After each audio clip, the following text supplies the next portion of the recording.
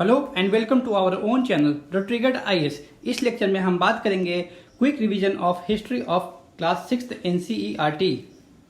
तो चलिए वक्त ना गवाते हुए शुरू करते हैं।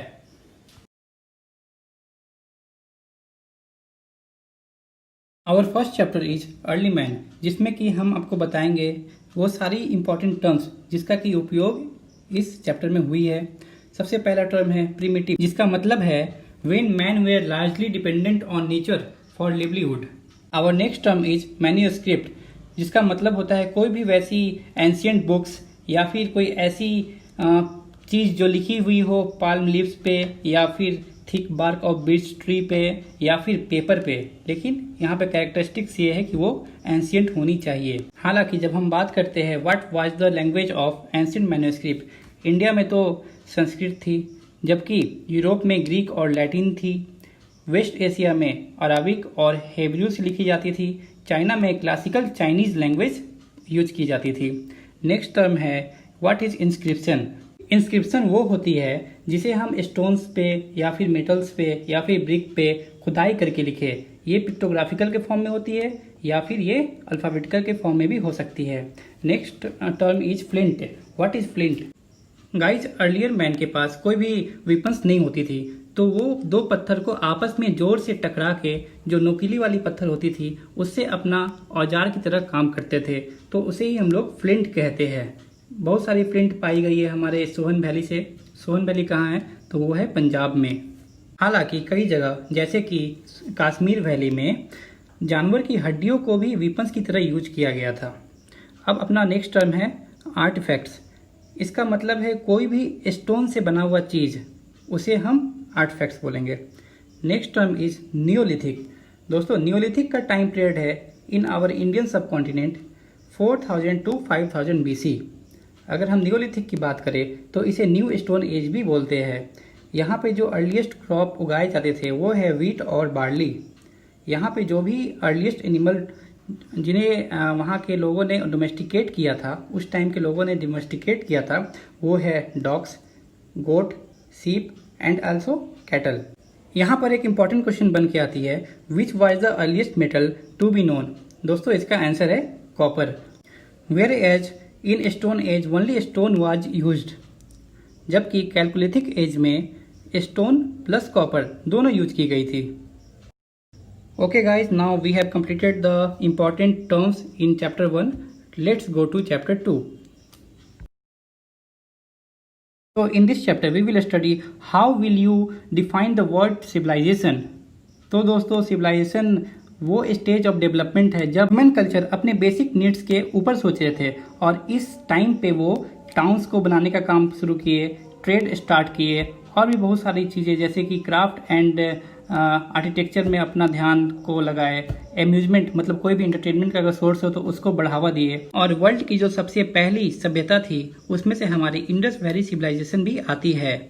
उसे हम हड़प्पन कल्चर भी कहते हैं, क्योंकि जो अर्लियर सेटलमेंट थी वो टाउन हड़प्पन के आसपास ही बनी थी, और आगे जाकर वैसी बहुत सारी टाउन्स हड़प्पन के तर्ज पे ही बनाई गई।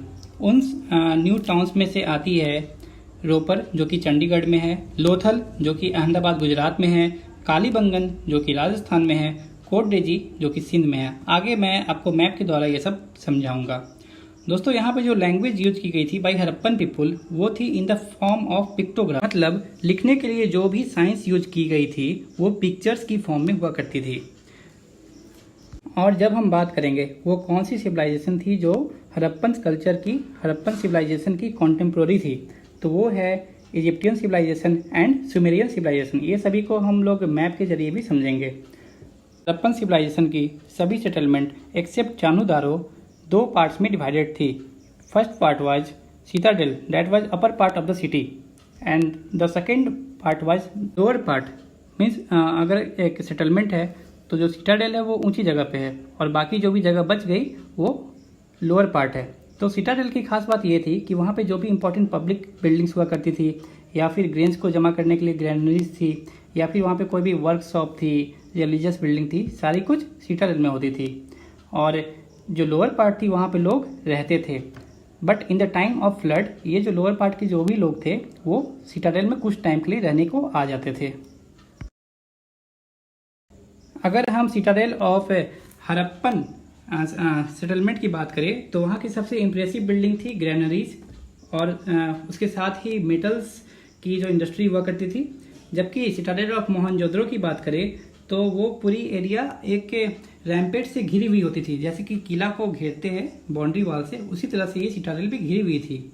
वहाँ पे जो सबसे इम्पॉर्टेंट आर्किटेक्चर मिली है वो है एक लार्ज बिल्डिंग जो कि एक गवर्नर्स हाउस या फिर एक पैलेस की तरह थी। हालांकि अगर हम most impressive building of Citadel of Mohenjodaro की बात करें तो वो है ग्रेट बाथ। अब बात करते हैं लोअर पार्ट ऑफ मोहनजोदड़ो, जहाँ पे स्ट्रीट जो थी वो स्ट्रेट थी और वाइड थी। वो एक दूसरे को 90 डिग्री एंगल पे कट करती थी। जो भी मेन स्ट्रीट थी वो 10 मीटर वाइड थी और स्ट्रीट के दोनों साइड में हाउसेज हुआ करती थी। हाउसेज बहुत स्ट्रॉन्ग थी जो कि पक्के ईंट से बनी हुई थी और वहाँ पे जो भी वॉल्स थे वो प्लास्टर्ड थे, कलर्ड भी थे। Roof was flat and also consist of drains for drainage system। Okay, bathroom और किचन भी बनी हुई थी। Drains covered by slab. Okay, तो जो पत्थर की स्लैब्स होती है उससे वो ड्रेन्स को कवर किया गया था और कुछ कुछ जगह पे उन पत्थरों को नहीं रखा गया था ताकि उनकी साफ सफाई अच्छे से हो सके। साथ ही उनके घर में कोर्टयार्ड भी हुआ करती थी जहाँ पे वो अपना खाना बनाते थे या फिर जानवर को पालना हुआ या फिर कोई अन्य एक्टिविटी को करते थे। हिस्टोरियंस की माने तो यहाँ पे 3 तरह के लोग रहते थे। फर्स्ट, जो यहाँ पे रूल करते थे। सेकेंड, जो यहाँ पे रिच मर्चेंट्स थे। Third, poor labourers. अगर हम फूड की बात करें तो यहाँ पे वीट, बार्ली, बेक्ड ब्रेड, अनार, केला, मीट, फिशेज सारी कुछ यहाँ पे मिलती थी। क्लॉथ की बात करें तो यहाँ पे क्ले थी, यहाँ पे मिट्टी की चरखा भी मिली है जिससे वो अपने कपड़े बनाते थे। वोमेन्स जो थी वो ब्रेसलेट और नेकलेस भी पहनती थी और सीप की माला पहनती थी। गोल्ड एंड सिल्वर इनका भी यूज किया गया था। जब हम सोर्स ऑफ इंटरटेनमेंट की बात करें तो यहाँ पे पपेट्स, विसल्स, गुड़िया और बहुत तरह के टॉयज मिले हैं। साथ ही में क्ले कार्ट मतलब मिट्टी के कार्ट भी कार्ट के स्ट्रक्चर भी मिले हैं। यहाँ पे अगर पॉटरी की बात करें तो ये रेड कलर की है जिसपे कि ब्लैक कलर की डिज़ाइन बनी हुई। एक्सकैवेशन ऑफ हरप्पन कल्चर की बात करें तो वहाँ पे हमें सील्स भी मिली है जिसपे pictures of bulls, tree etcetera बनाई हुई है। अगर हम ट्रेड की बात करें तो वो सुमेरियन के साथ ट्रेड करते थे, अफगानिस्तान के साथ ट्रेड करते थे। ट्रेड में क्या करते थे तो बेसिकली वहाँ से जेम स्टोन और लापिस लाजुली। जेम स्टोन मतलब मनी पत्थर होती है, लापिस लाजुली मतलब एक ब्लू कलर की स्टोन होती है। ये दोनों को वहाँ से इंपोर्ट किया जाता था। अगर हम रिलीजन की बात करें तो वो मदर गॉडेस की पूजा करते थे, वेरियस मेल गॉड्स की भी पूजा करते थे, पीपल ट्री की पूजा करते थे। साथ ही साथ अगर उनके फॉल ऑफ हरप्पन्स की बात करें तो वेरियस हिस्टोरियंस का अलग अलग व्यूज है जिसमें कि फ्लड भी हो सकती है, कोई महामारी, कोई डिजीज़ वो भी हो सकती है, या फिर क्लाइमेटिक चेंज भी हो सकती है, या फिर सुखाड़ की स्थिति भी हो सकती है, या फिर आर्यन की अटैक भी हो सकती है। गाइज आपके सामने 3 पिक्चर्स है।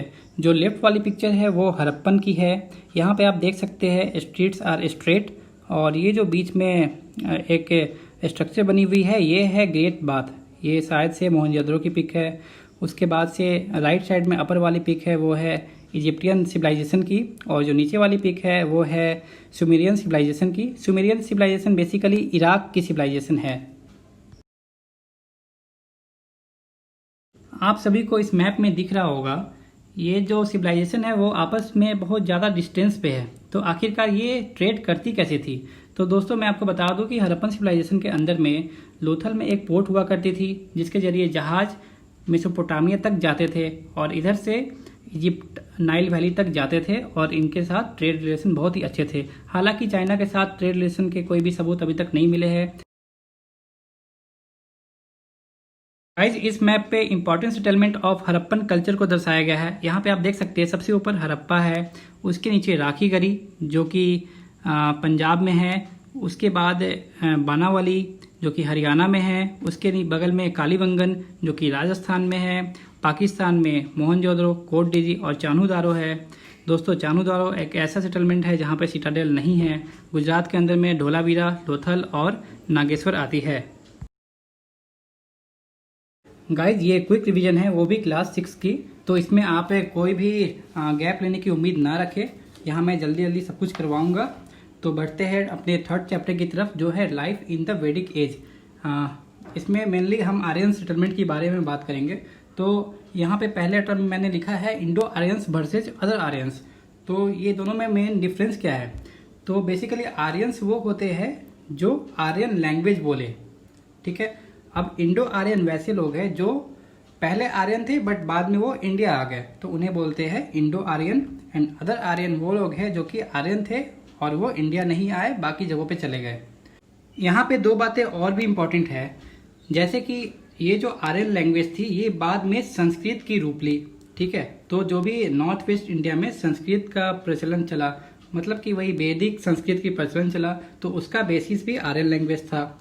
और अगर ये क्वेश्चन पूछा जाए कि आर्यंस आखिरकार थे कहाँ के, तो दोस्तों अभी तक पता नहीं चल पाया वो कहाँ के थे, लेकिन ऐसा माना जाता है कि वो सेंट्रल एशिया के रहने वाले थे, या फिर नॉर्थ ईरान या फिर कैस्पियन सी वाले इलाके में। गाइस वैदिक एज स्टार्ट करने से पहले मैं आपको बता दूं कि Harappan civilisation 3300 BC to 1500 BC तक थी। उसके बाद हमारा स्टार्ट हुआ वैदिक एज, ये चली 1500 बीसी से 500 बीसी तक। अगर हम बात करें कि वैदिक एज का नाम वैदिक एज क्यों पड़ा, क्योंकि वैदिक एज के बारे में हमें पता चलती है वेदा से। हमारे 4 वेदा है, ऋग्वेद, यजुर्वेद, सामवेद, अथर्ववेद। हालांकि अदर भी आर्कोलॉजिकल सोर्सेज है, जैसे कि पेंटेड ग्रे वेयर और ब्लैक एंड रेड वेयर, ये दोनों पॉटरी की टाइप्स है जिन्हें हमें पता चलता है कि उस टाइम की सेटलमेंट कैसी थी, कितनी डेवलप्ड थी। अगर हम बात करें ऋग्वेदा की, तो ऋग्वेदा में actually it is a collection of hymns, okay. और ये बनाया गया था basically near the river Saraswati, जो कि कुरुक्षेत्र वाले इलाके में बहती थी। और अगर हम बात करें अदर वेदा की, जो कि है यजुर्वेद, सामवेद, अथर्ववेद, तो ये सब में आपको मेनली जो भी रूल्स बनाए गए थे प्राइस्ट के द्वारा, कौन सी सेरेमनी कब होगी, उनके बैटल्स के बारे में, पोएम्स के बारे में, वो हमें इन तीनों वेद से मिलती है। उसके बाद अगर हम बात करें उनके एडमिनिस्ट्रेशन की, तो society was divided into tribes, जहाँ पे king ruled according to wishes of tribe, okay. और यहाँ पे किंग का असिस्टेंट हुआ करते थे सेनानी, सेनानी मतलब जो वॉरियर्स के कमांडर थे, पुरोहित मतलब पुजारी, ग्रामानीज मतलब विलेज हेडमैन, समिति एंड सभा, ये दोनों स्मॉलर असेंबली थे कुछ सिलेक्टेड पीपल के, है ना। अगर मेनली डिफरेंस की बात करें तो सभा was the assembly of selected people, okay. जो मेन गांव के मेंबर्स थे उनकी अगर मीटिंग होती है तो उसे बोलते थे सभा, जबकि समिति में सारे लोग इकट्ठा होते थे। अगर हम जन की बात करें तो ये किसी भी ट्राइब के आम जनता को डिनोट करती है। हालांकि यहाँ पे जो सोसाइटी है वो पैट्रियार्कल है, मतलब कि यहाँ पे जो भी ओल्डेस्ट मेल मेंबर है वही हेड करते थे फैमिली को। जो भी क्रॉप यहाँ पे ऋग्वेदा के अंदर में उगाई जाती थी वो है बार्ली, सबसे ज़्यादा उगाई जाने वाली क्रॉप। उसके बाद है वीट, राइस भी है। अगर यहाँ पे काऊ की महत्व की बात करें तो ऐसा माना जाता है कि अगर किसी ने किसी आदमी का मर्डर कर दिया है तो उसे 100 गायों की एक तरह से बोले तो फाइन देनी पड़ती थी। इसका मतलब है कि एक आदमी की जान की कीमत इजकल टू 100 काउज की कीमत। तो यहाँ पे हमें पता चलता है कि काऊ की इंपॉर्टेंस बहुत ही ज़्यादा थी। अगर हम बात करें कि वहाँ पे घोड़े हुआ करते थे या नहीं, दोस्तों मैं आपको बता दूं कि हड़प्पन में घोड़े के कोई भी साइन नहीं मिली है, जबकि वैदिक एज में जरूर ही घोड़े की साइन मिली है और वो लाए गए थे आर्यंस के द्वारा, ओके दोस्तों। Guys with the advent of time Dasa और Dasyus were use the term for indigenous people, जो यहाँ के ओरिजिनल निवासी थे। जैसा कि आपको मैंने बताया कि आर्यंस पीपुल यहाँ के नहीं थे, वो सेंट्रल एशिया की तरफ से आए थे। तो यहाँ पे समय के साथ आर्यंस का मतलब ये माना जाने लगा कि वे ऐसे लोग हैं जिन्हें who way respected in the society. बाद में इसी सोसाइटी को 4 ग्रुप में बांटा गया या फिर 4 वर्ड में बांटा गया अकॉर्डिंग टू ऑक्यूपेशन, ओके दोस्तों। तो 4 ग्रुप कौन कौन से थे? क्षत्रियास थे, मतलब कि जिसमें राजा और वॉरियर्स आते हैं। ब्राह्मणास थे, जिसमें कि प्राइस्ट, पुजारी, टीचर्स, डॉक्टर्स आते थे। फिर वैश्याज जिसमें कि कल्टीवेटर्स आते थे। उसके लास्ट ग्रुप में है सुदराज जो कि लो लेवल आर्यंस थे। और फिर दासियोज उसमें आते थे जो कि यहाँ के इंडिजिनस पीपल हुआ करते थे। दोस्तों मैं आपको यहाँ पे ये भी बता दूं कि iron used in about little before 1000 BC in India. इसका मतलब है कि वैदिक टाइम में आयरन का यूज हुआ करता था। अगर यहाँ पे सोर्स ऑफ एंटरटेनमेंट की बात करें वैदिक एज में तो वो थी चैरियट रेसिंग, घोड़े की रेस, और डांसिंग, म्यूजिक, फ्लूट, वीणा एक्सेट्रा। अगर हम यहाँ पे रिलीजन की बात करें तो वहाँ पे कौन कौन सी गॉड को ज़्यादा महत्व दिया गया, तो सबसे ज़्यादा महत्व दिया गया था ऋग्वेदा में इंद्र भगवान को। Were as other gods were sky god that is also known as Dyaus Pita, और सन गॉड भी थे, फायर गॉड भी थे, वहाँ पे उषा गॉड भी थी। उषा गॉड मतलब है गॉडेस ऑफ सनराइज। गाइज एक और टर्म है उपनिषद। ये बेसिकली फिलोसफिकल टेक्स्ट है जो कि वेदा का ही एक पार्ट है। हर वेद में अलग से एक पार्ट बनाया गया है जिसके अंदर उपनिषद आते हैं। चलिए अब बढ़ते हैं नेक्स्ट चैप्टर की तरफ। गाइज हमारे 4th चैप्टर में हम बात करेंगे वैदिक पीरियड के बाद वाले पीरियड में आखिर उस टाइम पे क्या हुआ। तो इस टाइम पे दोस्तों अराइवल ऑफ जनपद, रिपब्लिक एंड महाजनपद देखा गया। हम इन तीनों टर्म को डिफ्रेंशिएट करेंगे। जनपद का मतलब होता है अगर कोई टेरिटोरी रूलिंग क्लैन के अंदर में है, जबकि रिपब्लिक का मतलब होता है जहाँ पे इलेक्टेड चीफ हो या फिर इलेक्टेड गवर्नमेंट हो। दोस्तों आपको बता दूं कि दुनिया में सबसे पहली रिपब्लिक हमारी इंडिया की ही थी। रिपब्लिक के अंदर में कोई भी हेरिडेटरी किंग नहीं होती है। यहाँ पे हमेशा इलेक्शन होगा, उसके बाद ही वहाँ की जो गवर्नमेंट है वो बनेगी। और अगर कोई जनपद बहुत ही स्ट्रांग है, बहुत ही पावरफुल है तो उसे हम महाजनपद बोलेंगे।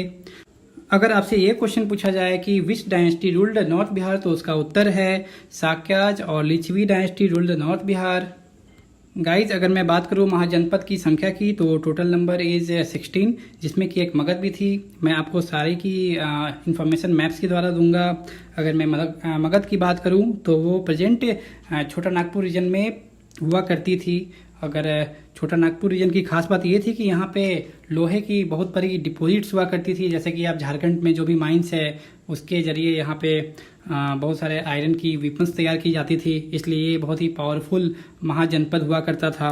और ये इसका मेन जो सेंटर था वो पटना के इर्द गिर्द ही हुआ करता था। तो यहाँ पे एक तरह से गंगा प्लेन्स भी थी, एग्रीकल्चर के लिए आपको वेपन्स भी मिल गए। और गंगा नदी के कारण ये एक्चुअली मेन फोर्ट की नेचुरल बैरियर की तरह ये काम करती थी। अगर हम बात करें कि यहाँ पे अर्लियर किंग कौन थे तो 542 BC में सबसे पहला किंग बिम्बिसार हुआ करते थे। उसके बाद बिम्बिसार ने अंगा जो कि south east of Magadh like Bhagalpur वाला इलाका जो है वो उन्होंने वो इलाका को अपने कब्जे में किया। उसके बाद से ये चंपा, यहाँ पे एक नदी थी जो कि it is the river port of अंगा, मतलब कि रिवर के अंदर ही जो पोर्ट बनी हुई थी फॉर ट्रांसपोर्टेशन।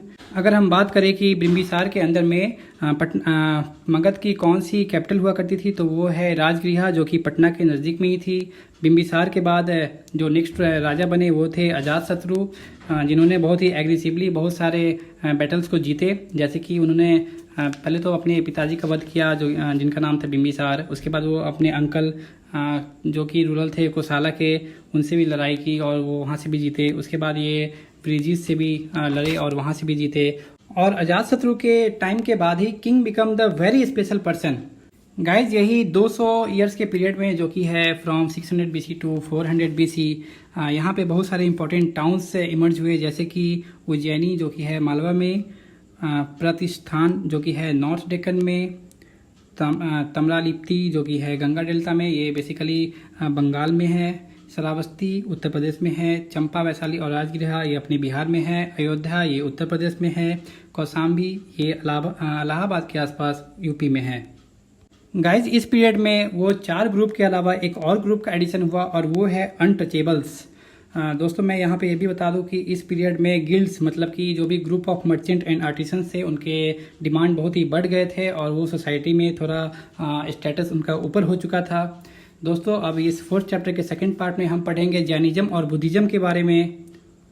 तो गाइस जैनिज्म में सबसे इम्पोर्टेंट महावीर है। महावीर जैनिज्म में 24th तीर्थंकर थे। गाइस महावीर भगवान की 3 बहुत ही इम्पोर्टेंट बात है। पहली कि वो गॉड में विश्वास नहीं रखते थे, जबकि कर्म और सोल में, आत्मा में विश्वास रखते थे। सेकेंड बात जो है कि उनके हिसाब से विक्टोरियस लाइफ जीने के लिए आपको 3 चीज़ का पालन करना होता था: राइट फेथ, राइट नॉलेज और राइट एक्शन। ये तीनों को मिला के 3 जेवल्स भी बोला जाता है। थर्ड जो उनकी बात थी, वो उनका मानना था कि आप किसी भी ह्यूमन बीइंग या फिर एनिमल्स को या फिर किसी भी ऐसी चीज़ जिसमें लिविंग कैरेक्टर है उसे आप मारिए नहीं, या फिर अगर वो पौधा है तो उसे आप काटिए नहीं। गाइस, बुद्धिज्म के बारे में डिस्कस करने से पहले मैं आपको बताना चाहूँगा कि महावीर जो थे वो लिच्छवी डायनेस्टी से बिलोंग करते थे। लिच्छवी डायनेस्टी उस समय हमारे बिहार के वैशाली जिला में ही स्थित थी और वो उनका जन्म हुआ था 6th सेंचुरी BC में। और अगर बात करें बुद्धिज्म का तो फिर इनके जो भी फाउंडर थे उनका नाम है गौतम बुद्ध भगवान, और ये साक्यास ट्राइब के थे। लेटर वो इस बुद्धिज्म को central Asia, China, Tibet, south Asia ये सब में भी फैलाने का काम किए। और अगर उनके बर्थ सिटी का बात करें तो वो था लुम्बिनी नियर कपिलवस्तु। ये है हमारे यूपी और नेपाल के बॉर्डर पे, मेनली ये अभी नेपाल में ही आता है। अकॉर्डिंग टू बुद्ध, उनके 3-4 पॉइंट्स से मैं आपको इलेबोरेट करके बताता हूँ। वो भगवान में विश्वास नहीं करते थे, वो आत्मा में भी विश्वास नहीं करते थे, वो विश्वास करते ही थे तो बस कर्म पे विश्वास रखते थे। यहाँ तक कि वो वैदिक रिचुअल्स को भी नहीं मानते थे। उनके अनुसार world is full of suffering, और ये सफरिंग थी बिकॉज ऑफ डिजायर ऑफ वर्दी थिंग। और इस डिजायर को हटाने के लिए उन्होंने 8 फोल्ड पाथ का वर्णन किया है और वो अहिंसा का समर्थन करते हैं। उनके हिसाब से लाइफ का मकसद प्यूरिफाइंग माइंड होना चाहिए और अटेनिंग निर्वाणा होना चाहिए। निर्वाणा मतलब नो मोर रिवर्थ, मतलब कि आपको जीवन और मृत्यु के ये चक्र से छुटकारा मिल जाए। और उनके मार्गदर्शन में बहुत सारे मोनास्ट्रीज और विहाराज भी बनाए गए जिनके थ्रू वो प्रीचिंग करते थे और स्कूल भी खोले गए। गाइस, बेसिकली उस टाइम में ब्राह्मणिकल सोसाइटी था और उस टाइम पे रिचुअल्स और रूल जो कि पंडित के द्वारा बनाया जाता था वो बहुत ही ज़्यादा बढ़ गए थे, बहुत ही ज़्यादा ऑपरेसिव थे। इसके विरुद्ध ही जैनिज्म और बुद्धिज्म का इमर्जेंस हुआ और बहुत ही लार्ज अमाउंट में जो भी 3rd ग्रुप और 4th ग्रुप जो कि है वैश्य और शूद्र अनटचेबल्स की, वो इसमें एंट्री किए। और because they preached in local language, so इसका इमर्जेंस बहुत तेज़ी से बहुत दूर दूर तक फैला। तो गाइज, आज के लेक्चर में मैंने चैप्टर 4 तक कंप्लीट किया है और आने वाले जो नेक्स्ट जो भी गाइज, जैसा कि मैंने आपको पहले बताया था कि जो 16 महाजनपदाज है उनके लोकेशन में मैप के द्वारा आपको बताऊंगा। तो मैं उन 16 महाजनपदाज के नाम बताऊंगा और उनके करंट लोकेशन भी बताऊंगा कि मॉडर्न टाइम्स में वो कहाँ पे स्थित थे। तो सबसे पहला है यहाँ पे आपके राइट साइड में दिख रहा होगा अंगा, ये हमारे भागलपुर वाले इलाके में था। मगध जो कि गया और पटना वाले इलाके में था। काशी बनारस के पास था। वत्स ये इलाहाबाद वाला इलाका था। कोसाला ये ईस्टर्न उत्तर प्रदेश, यहाँ पे आपको दिख रहा होगा, ये वाला इलाका था। सौरसेना ये मथुरा था। पंचाल ये एक्चुअली वेस्टर्न उत्तर प्रदेश है। कुरु ये मेरठ और साउथ ईस्टर्न हरियाणा का पार्ट है। उसके बाद आता है मत्स्या, ये जयपुर का पार्ट हुआ करता था। उसके बाद छेदी जो कि बुंदेलखंड में था। अवंती मध्य प्रदेश में। गांधार रावलपिंडी में हुआ करता था। कंबोज ये रजौरी और हजरक ये मेनली कश्मीर में है। अस्माक जो कि गोदावरी नदी के किनारे हुआ करता था। वज्जी ये अपना वैशाली में ही है। उसके बाद मल्ला जो कि उत्तर प्रदेश में देवरिया के आसपास है। तो ये थी हमारी 3 वीडियोज की सीरीज की पहली part. Hope you enjoyed this video. मैं कोशिश करूंगा कि आपको इसी तरह की बहुत ही अच्छी बहुत ही कॉन्साइज रूप में आपको वीडियोज प्रोवाइड करता रहूं। आगे की 2 पार्ट बहुत जल्द ही इस चैनल पे अवेलेबल होगी। दोस्तों, इस वीडियो को बनाने में बहुत ही ज़्यादा मेहनत लगता है। अगर आपको रियली में ये पसंद आया हो तो इसे लाइक करें, इस चैनल को सब्सक्राइब करें, अपने दोस्तों के बीच में शेयर करें। और मैं लास्ट में यही कहना चाहूँगा, together we will work hard but smartly and tomorrow will be ours. तो दोस्तों, इसी के साथ